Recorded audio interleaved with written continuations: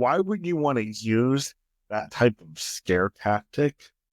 This is why it's so hard for people like myself with disabilities to advocate for ourselves. Because if we advocate for ourselves to our family members or to people that we love and people that we know love us, we get looked at as a bad guy.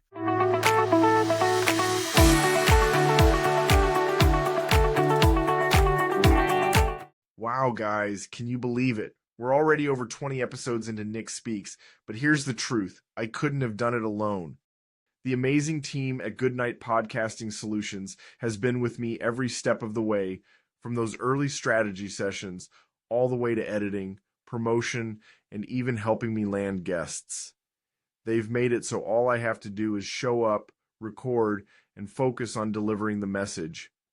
Kyle at Goodnight Podcasting Solutions tailors everything to your unique needs and is so creative to give you what you're looking for. But one thing's for sure, he gives 110% to help you create an incredible podcast. So if you've ever thought about starting your own podcast, now's the time.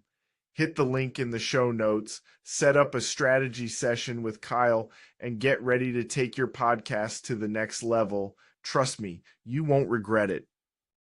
Hi, everybody. Welcome to this installment of the Nick Speaks podcast, the podcast dedicated to the disabled community where we speak up, speak out, and speak loud.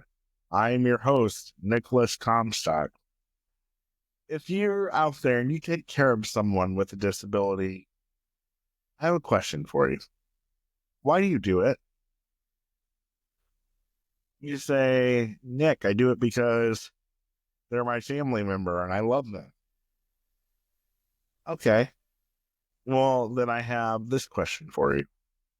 Why do you make the family member with a disability, who, by the way, didn't choose the fact that they need your help physically or mentally, why do you make them feel bad every time they have an emotion towards anger toward you?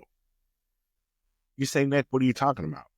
Well, especially for me as a person with a physical disability, I feel like not only did I not get the chance to walk, do I not have the chance to see very well, do I not have the chance to dress myself, take care of my toileting needs, when I was never given those abilities to be able to do those things, I also feel like I lost the ability and the opportunity to have emotions. Because when I was growing up, if I got mad at somebody in my family who helped me with my toileting needs every day, who helped make sure that I was fed every day, if I got mad at them for something, say I yelled at one of my brothers for something, a lot of times I got yelled at and I was told, how dare you yell at them? Most of the people who take care of you don't like doing it. You need to treat them with respect. But right then and there, I felt like my feelings got invalidated. My feelings were pushed off to the side. To be honest with you, I felt like in many situations growing up that I wasn't able to have the feeling of angry frustration. I'm mad at you because you talked to me this way, or I'm mad at you because you took too long to do something for me that should have already been done. But because I depend on this person for help, and if I don't get their help, then I'm not going to get to do what I need to do, or in some cases, what I want to do for the day, because they're going to sit down and give me a laundry list of all the things that they've ever done for me and what a sacrifice and what a burden it has been for them. And at the end, they're going to tell me they love me and we're all good. Just be careful how I talk to them. And I should be real careful about if I get upset with them, because you can't get upset with people because you're in a situation where you constantly need to. So I feel like many times I've been robbed of having emotions simply because if I have the emotions with the people who help me live everyday life, then I run the risk of not being able to live my everyday life, because the people that are supposed to help me can say, oh, sit in your brief for the next 2 to 3 hours. I know you just crapped on yourself, but since you got mad at me, you know what? You're going to sit there. And I've had things like that happen to me. And so what I want to ask those of you who help people like myself on a daily basis is, why are you helping us? Is it because you genuinely care about us and we're part of your family and you want to see us thrive just like the rest of your family members that don't have a disability? Or is it so that you can keep a laundry list of things that you've done for us, so that when we screw up and do something and yell at you or get mad at you, you can come out with this laundry list of stuff that you've done for me and how I shouldn't have even talked to you in a harsh tone because you have to wipe my butt and that's not pleasurable for you. You have to help dress me in the morning, and that's something you wish you didn't have to do. You have to help me shower in the morning, and that's something you wish you wouldn't have to do. Well, did you ever think about this? The person that you're having to help do all these things doesn't actually want you to do them. They would much rather do it themselves, but because they have been given this lot in life, they try to do the best that they can with the cards that they've been dealt. And the fact that you're taking out your anger on them because they're angry at you is not really helping the matter. It comes across as though you resent us because you have to help us. And it comes across as though you want to help us, but only if you get the recognition that you feel you deserve. And I'm always very careful, maybe too careful, to get upset with people because I never know when I may need that person to do things for me. And so I'm always careful. I feel like not only have I been robbed of the ability to walk, the ability to do simple daily tasks, I feel like in a lot of ways I've been robbed by not being allowed to have emotions. And this is what I want to say. I know I'm the only one who feels this way, who is physically disabled, and I'm putting it in the physically disabled category because I feel like more the more a person needs physical help, there's more resentment towards that person because it takes time to shower another person, let alone yourself.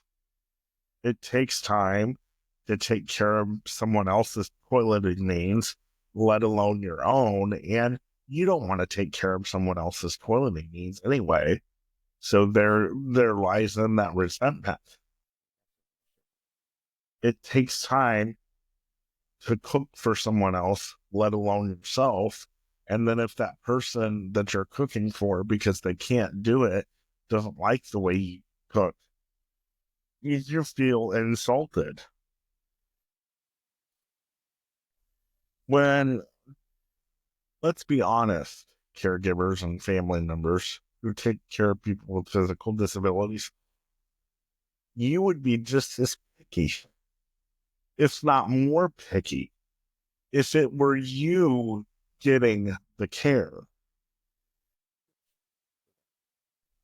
And what I need my fellow disabled family members to understand and my fellow caregivers to understand is that the people that you are taking care of are going to have bad days.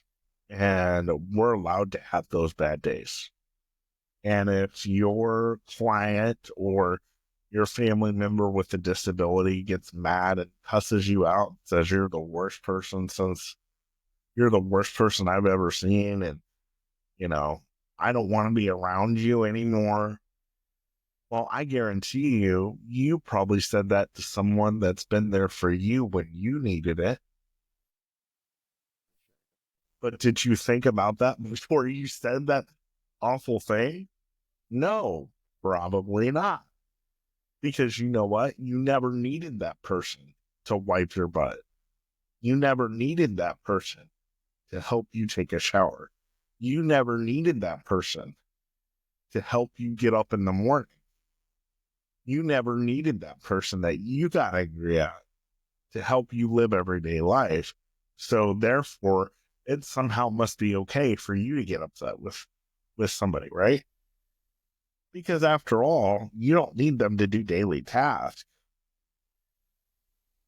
I mean, they're your family. Family gets mad at family, right? Friends get mad at friends, right? And you're probably out there saying, yeah, right, that's true, Nick.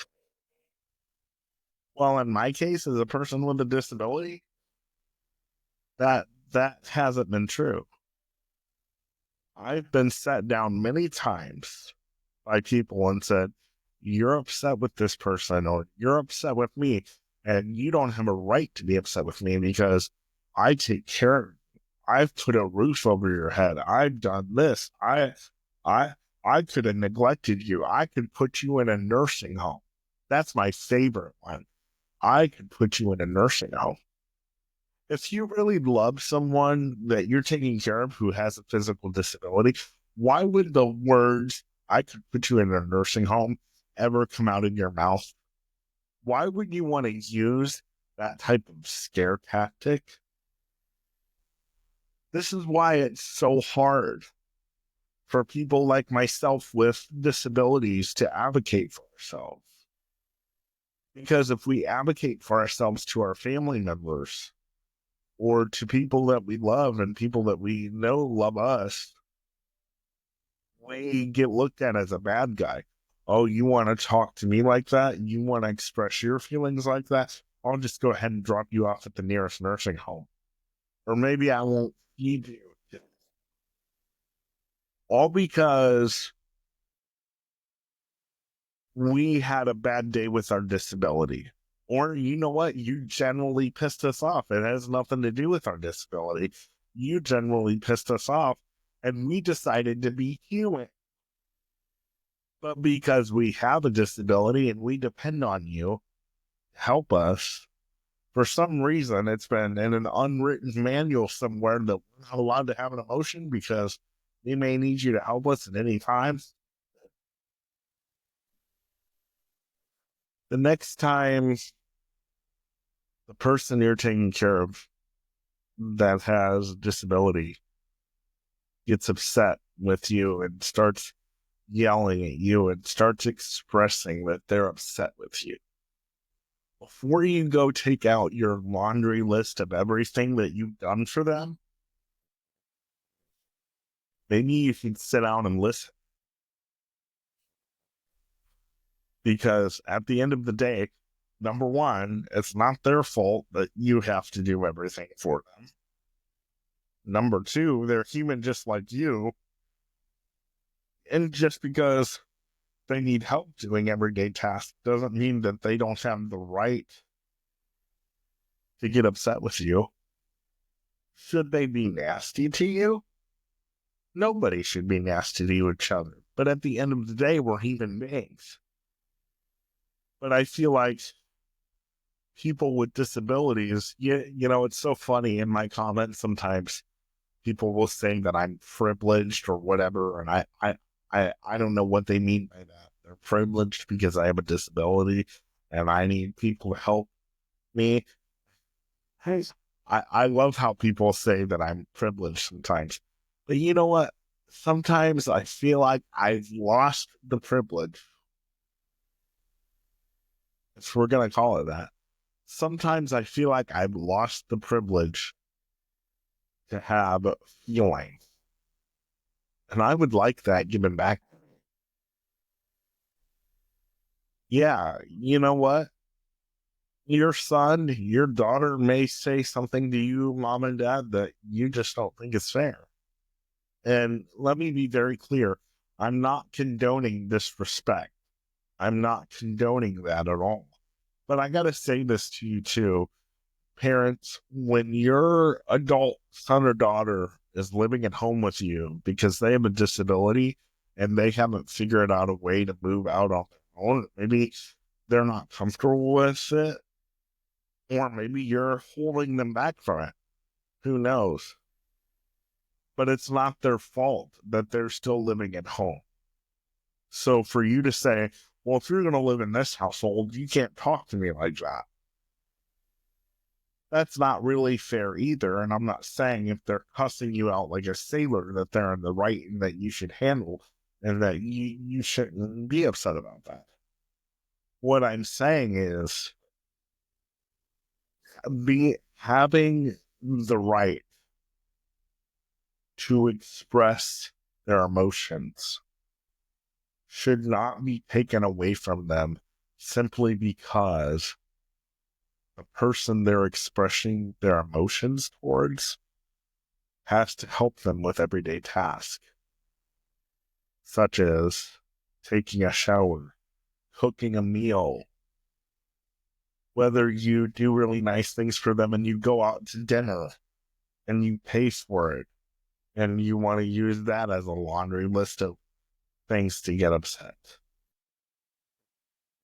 I'm tired of having to bottle up my emotions as a person with a disability simply because I don't want to upset or anger someone who has done so much for me and who I depend on.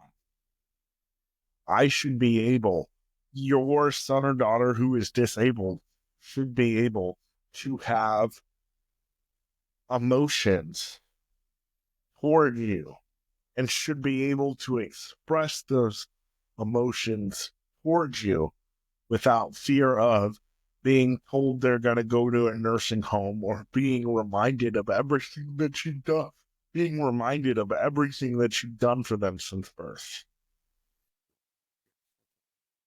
Let your special needs family members, let your special needs clients have their emotions. And you know what? If it gets out of control, we all get out of control sometimes. Do what you have to do to get it back into control. But don't deny your special needs family members or clients, whichever falls in. Don't deny them the right to be angry. Don't deny them the right to have a negative emotion towards you. Because I grew up having all kinds of negative emotions thrown at me. But yet, when I wanted to have negative emotions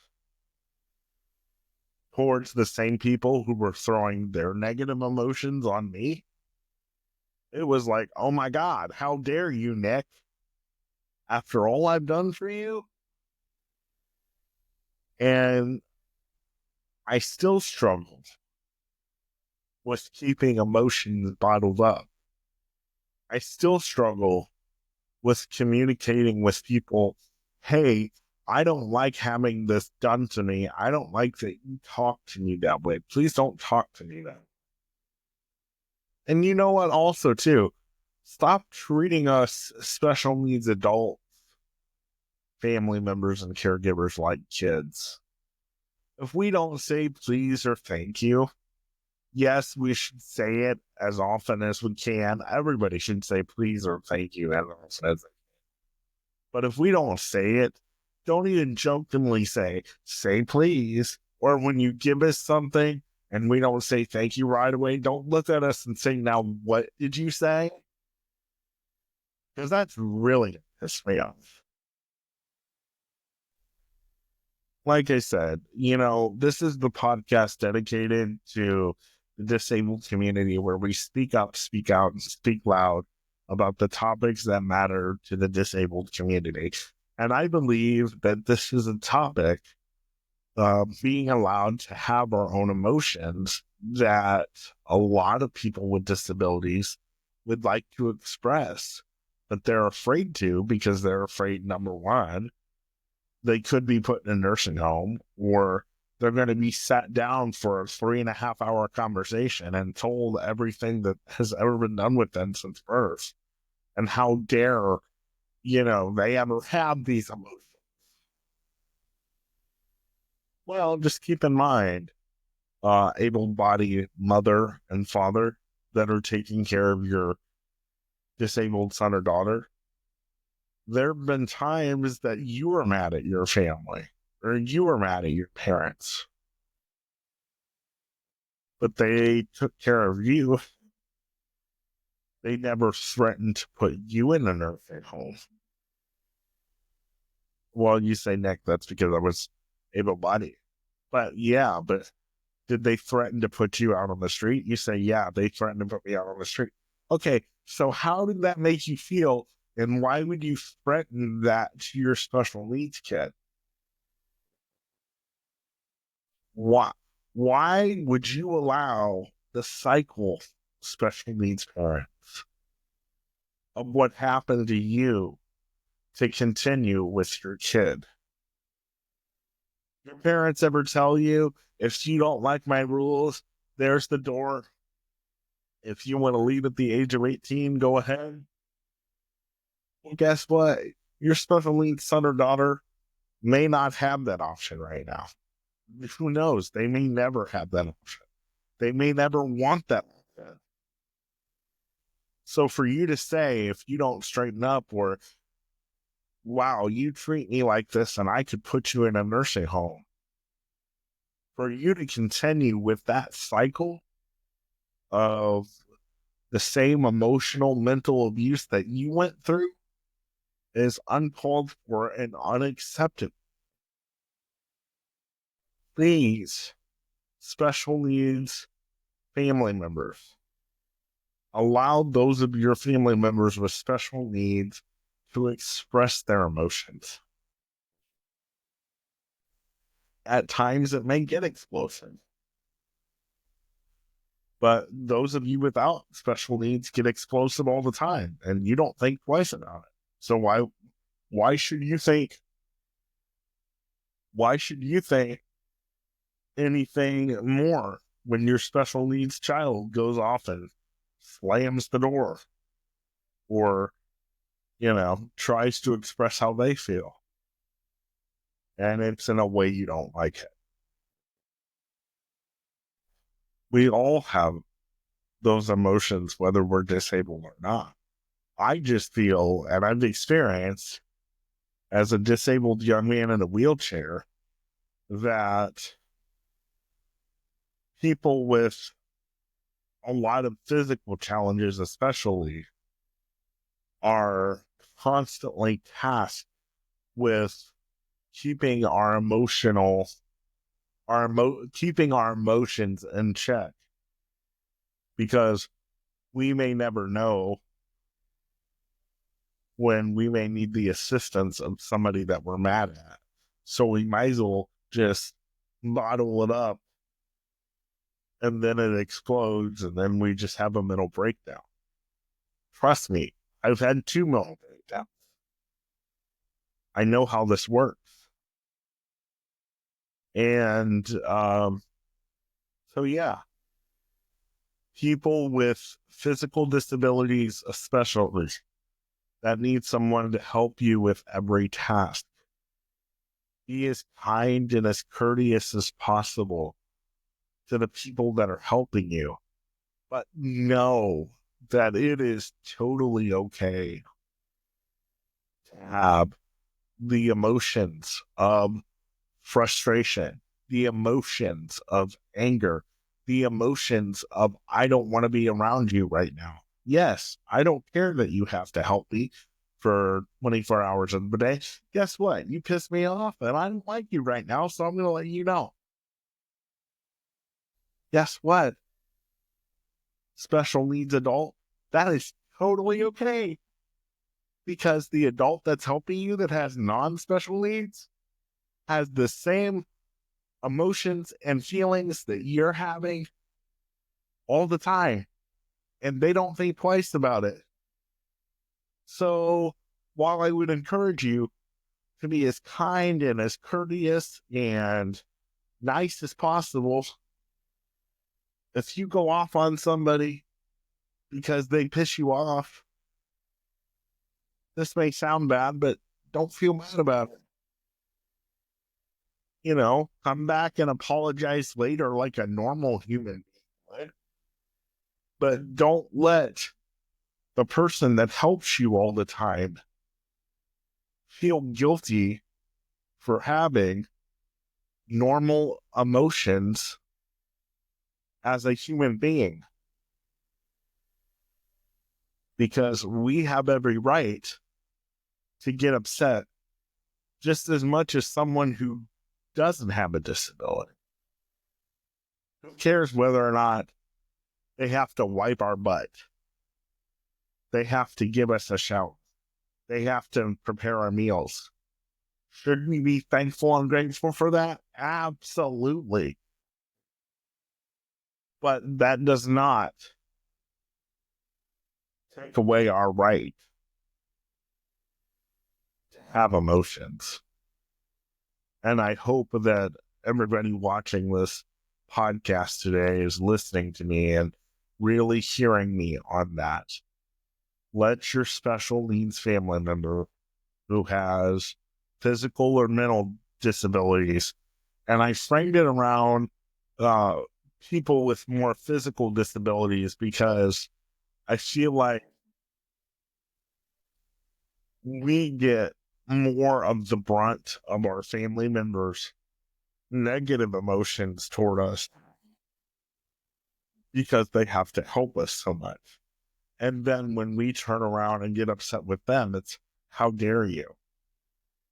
So this is why I geared it towards more of people who have physical disabilities and will require a lot more help than those who don't have physical disabilities. So allow your special needs family members to have emotions, because at the end of the day, they're human too. And there's nothing wrong with having emotions of anger, emotions of, I don't want to be around you right now.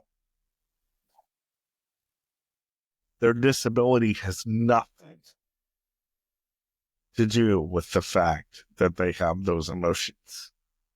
The fact that you have to wipe their butt every day has nothing to do, and should have nothing to do,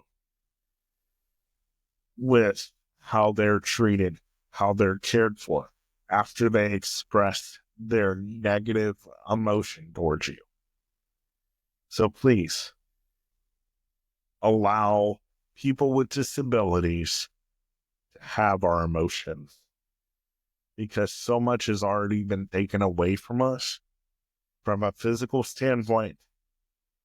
Allow us to have our emotions. Allow us to have our bad days. Allow us to have our days where we blow up on you and call you everything but a child of God.